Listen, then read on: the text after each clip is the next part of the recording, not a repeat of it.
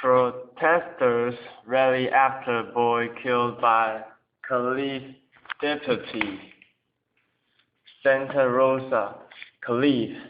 More than 1,000 people marched Tuesday to protest the fatal shooting of a 13-year-old boy by a Northern California sheriff's deputy in an encounter that sparked community outrage and an FBI investigation. Officers stood on rooftops and others wearing helmets stood guard at barricades that kept the protesters away from the Sonoma County Sheriff's Office in Santa Rosa. The protesters, including middle and high school age students and members of the Occupy Oakland movement, assembled in downtown Santa Rosa before marching through streets with signs and hooded sweatshirts bearing photos of the boy. Andy Lopez did not have to die, they chanted during the nearly 3-hour peaceful demonstration. No arrests were made. Lopez was shot and killed October 22nd by Sonoma County Deputy Eric Calif, a firearms instructor who authorities said mistook a pellet gun carried by Lopez for an assault rifle. Investigators said the hoodie-wearing teen didn't comply with commands to drop the gun and was turning toward deputies while raising the barrel when he was shot multiple times. The incident remained under investigation by the FBI, Sonoma County prosecutors, and Santa Rosa police. Victor Manieri, 15, a freshman at Allen High School, left school early to join the march. He said he knew Andy and wanted to show support for his family. I disagree with what the cops did that day, Manieri said. There are other methods such as using a taser that would paralyze him, not take away his life. Missy Reyes, 16, a junior at Ashley Island, marched with her mother and 2 younger brothers. They also knew Andy and his family. I'm here today because I want to get justice not only for Andy, but for other people that have died for no reason, she said. The shooting has generated several protesters in Santa Rosa, located about 50 miles northwest of San Francisco. On Sunday, more than 1,000 people turned out for a service to remember Lopez. Sonoma County Assistant Sheriff Lorenzo Duenas said Calif, 48, has been a Sonoma County firearms instructor and range master for 19 years, and has trained his law enforcement colleagues in the use of force. He is one of 26 such instructors of the county. Calif also teaches pistol, carbine, shotgun, and lessons for Gunsight, a private company in Arizona, according to the company's website. Obama to stress Masschusetts health care example in Boston speech. following another week of tech problems nearing the rollout of his signature health law, President Barack Obama will toss Masschusetts' 8-year-old health care overhaul in a speech in Boston on Wednesday. Obama will argue at a speech in Faneuil Hall, where Langone Mitt Romney signed the state's health care reform bill in 2006. The uninsured people were slow to enroll in exchanges when they first opened, before a flood of applicants rolled in at the last minute. The White House is expecting a similar show of procrastination to give way to a surge of applications to the Obamacare changes shortly before December 15th. The deadline to sign up for coverage to start January 1st. The open enrollment period ends on March 31st, and uninsured people who don't purchase coverage by that date will have to pay a fine on their 2014 tax. Jonathan Gruber, an MIT economics professor and an architect of the Massachusetts healthcare law, told reporters on a conference call organized by the White House on Tuesday that fewer than 150 people enrolled for Massachusetts health care changes in its first month. By the end of the year, 36,000 people have enrolled. The success of health care reform needs to be measured in months and years, not days and weeks, Gruber said. We didn't freak out about daily or weekly movement, and we recognize this would ramp up slowly. The analogy between Romney Care and Obamacare isn't perfect. However, because richer people who did not qualify for state subsidies to purchase insurance were not included in Massachusetts' initial exchange. But the trend will show that uninsured people tend to want to shop around and wait until the last minute before making the garage purchase. The technical problems with healthcare gov. The federal exchange site has run insurance plans for 36 states.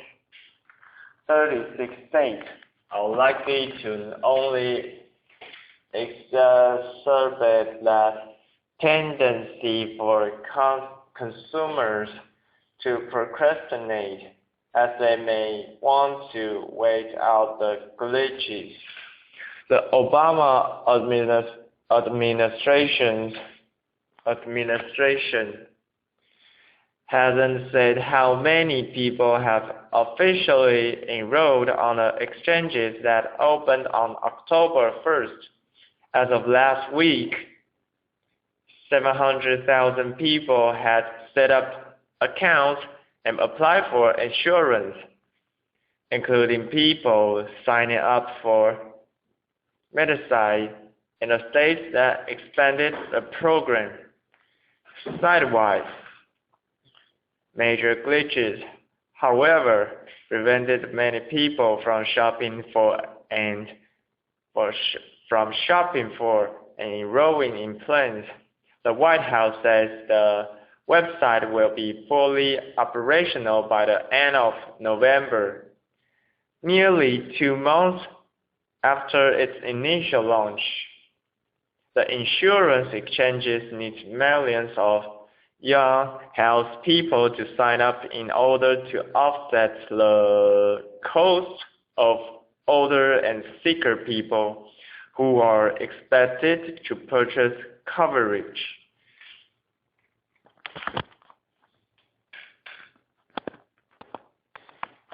David Beckham picks Miami for a new U.S. Major League Soccer team because of source.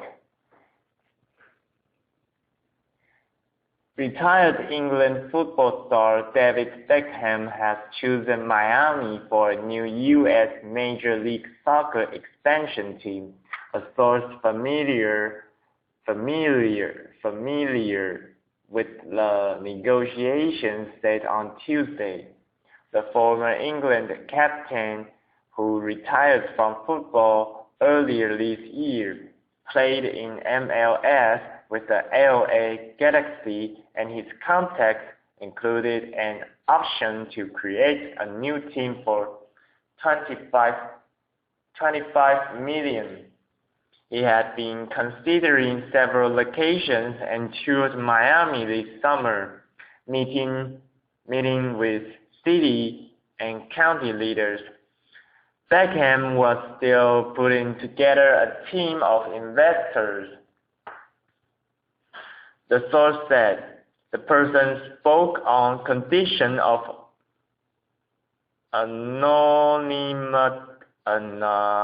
anonymity because Beckham's plans have yet to be officially announced.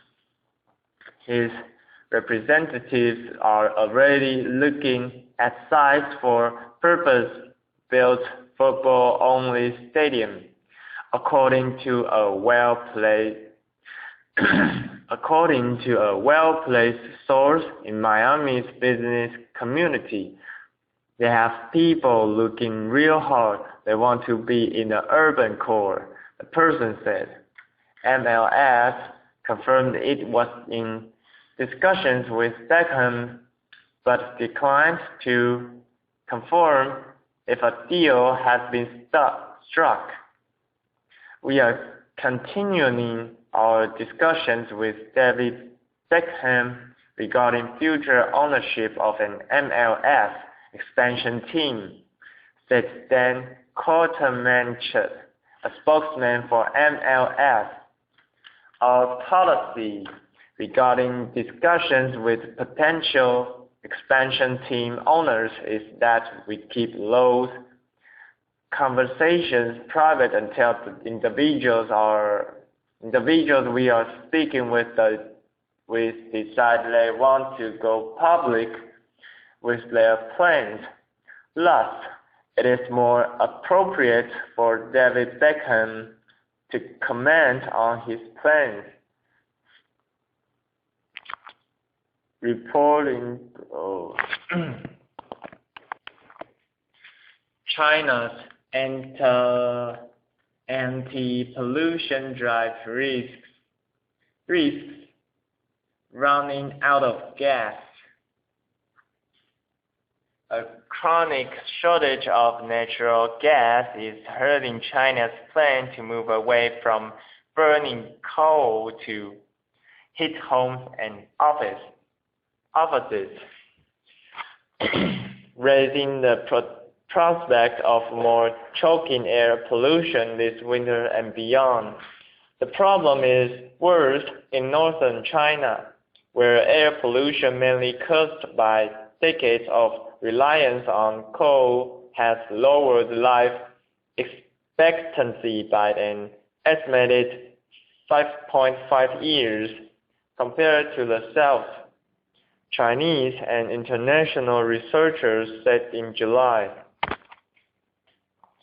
The frigid northeastern city of Harbin, home to 11 million people, virtually ground to a halt last week when airborne contaminants were around 50 times the level recommended by the World Health Organization.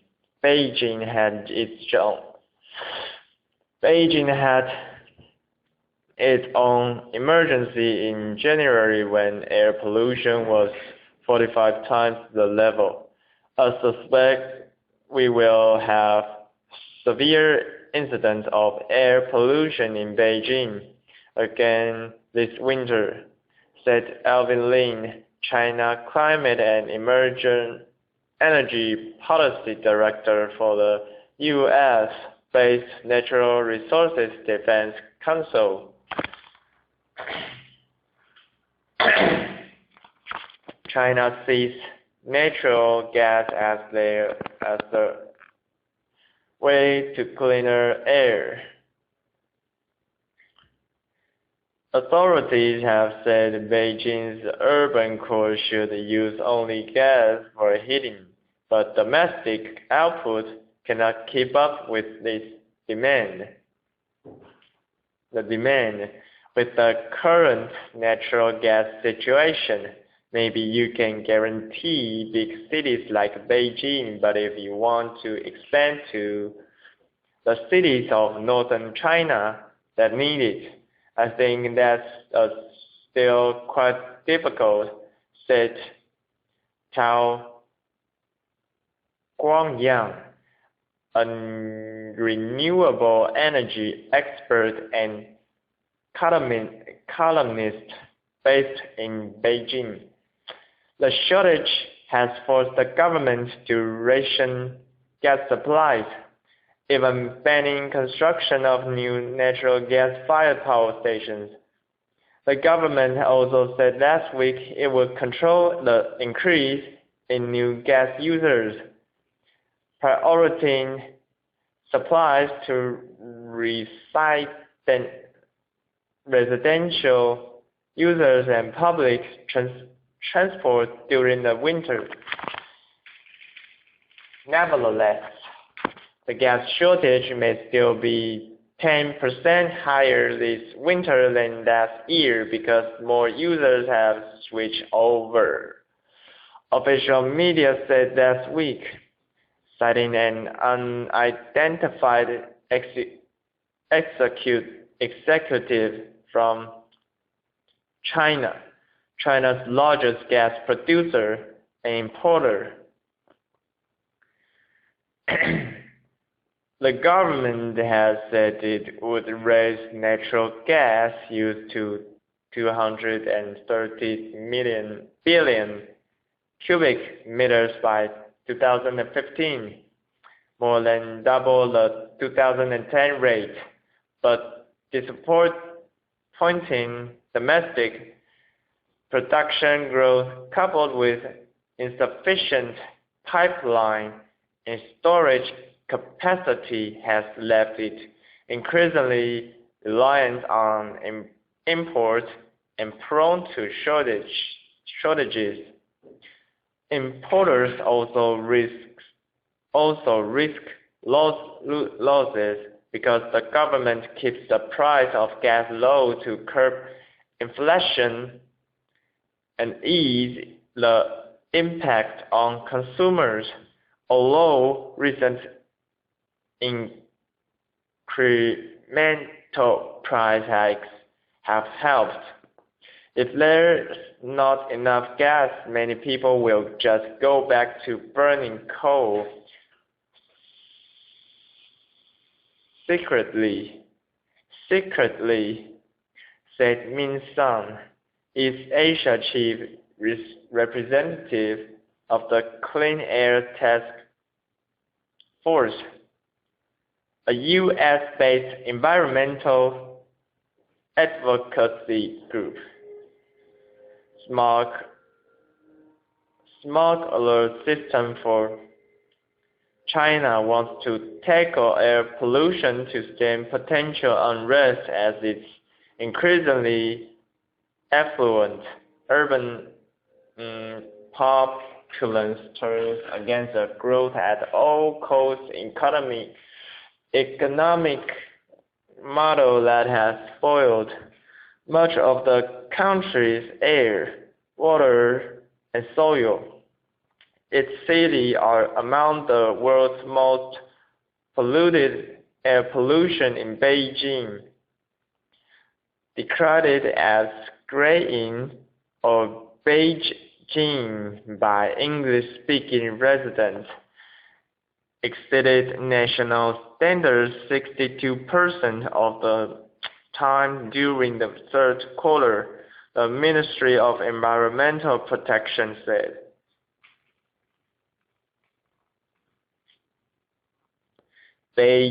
Beijing authorities had unveiled a new smog alert system that will impose curbs on driving and halt manufacturing and construction if 3 consecutive days of hazardous pollution are forecast for the capital, located in northern China.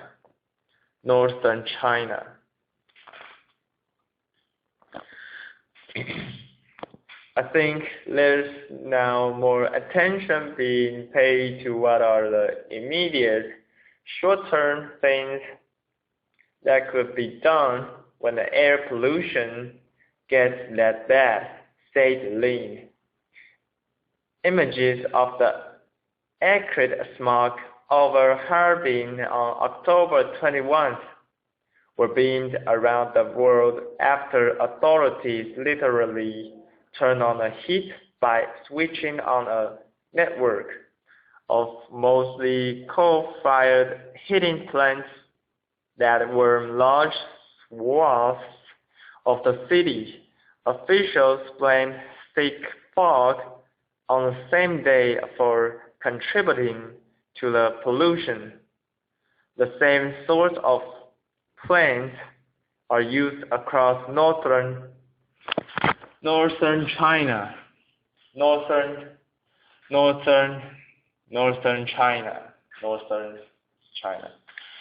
providing so-called centralized heating. Some also supply electricity while others burn coal just to generate steam, which is piped into city grids for heat. Centralized heating dates back to the 1950s. In Beijing, it has spread across the north, and by the mid-1980s, at the time, China was still impoverished, which meant the government could only afford to give its color north centralized heating. Residents in cities south of the Yangtze River, such as Shanghai, and tend to rely on electric space heaters. Most of the north heating plants are turned on around mid-November. Many institutions and residential complexes have private heating, but also use coal-fired boilers. The coal-fired heating plants use coal scrubbing filters, which reduce soot emissions, said Tao, a renewable energy expert. The real pollution culprits are small coal boilers, as well as traditional stove heated beds that people sleep on, and other forms of rustic heating that residents depend on to survive chilly winters. Such stoves produce tar and hazardous smoke, experts say. Air pollution in Harbin, which gets 65% of its warmth from public and private centralized heating, was within WHO recommended levels on Tuesday after being 7.5 times acceptable levels on Monday. Despite China's route to gas, coal still supplies the bulk of the country's total electricity electricity needs. Under a new plan announced last month to tackle air pollution, China would cut consumption of the fossil fuel to below 65% of primary energy use by 2017, down from 16.8% last year. The plan also aims to raise the share of non-fossil fuel energy to 13% by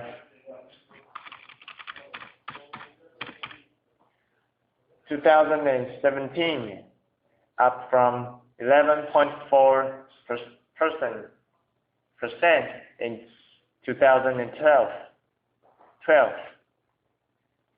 Central China Chairman Zhou Jinping said earlier this year it would take at least 4 to 5 years to build up new natural gas supply capacity, which would still not be enough to meet demand for the whole country to move to natural gas in the way that you kind of see in US.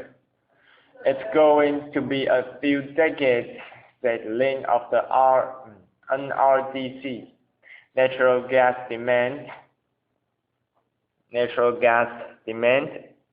rose 13.5% in the first 9 months of 2013, for example, 4.3 percentage points faster than production, the government said last week. With demand set to jump further, the government has put Beijing at the top of the list for supplies. Beijing, Shanghai, and Guangzhou in southern China are also expected to increasingly get energy from neighboring regions under last month's anti-pollution plan.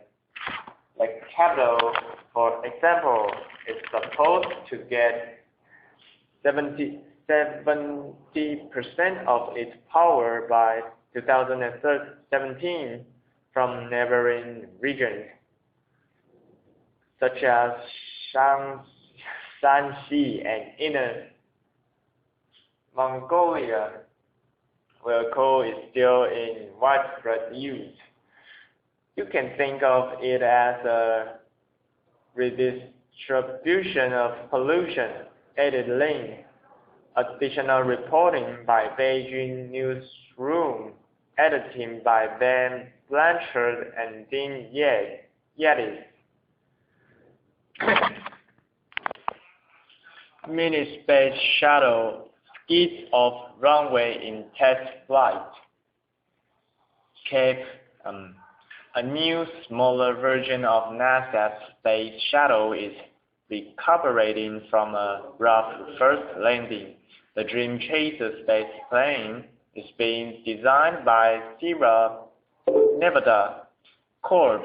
It's vying to carry astronauts to and from the International Space Station in 4 or 5 more years. The Nevada-based company tested a full-scale model at Edwards Air Force Base in California on Saturday. A helicopter dropped the unmanned craft from 12,500 feet in a first free flight, reminiscent of NASA's drop test of the shuttle prototype Enterprise in the 1970s. Everything worked well for the automated Dream Chaser model until the end, when the left landing gear employed too late and the test vehicle skidded off the runway. Company Space System Chief Mark Siragello said Tuesday that damage was minor. The left gear was still attached, and the tire wasn't even shredded. He said the crew cabin area was unscathed. Astronauts would have been uninjured. He said the flight computers never stopped working, and nothing critical was damaged.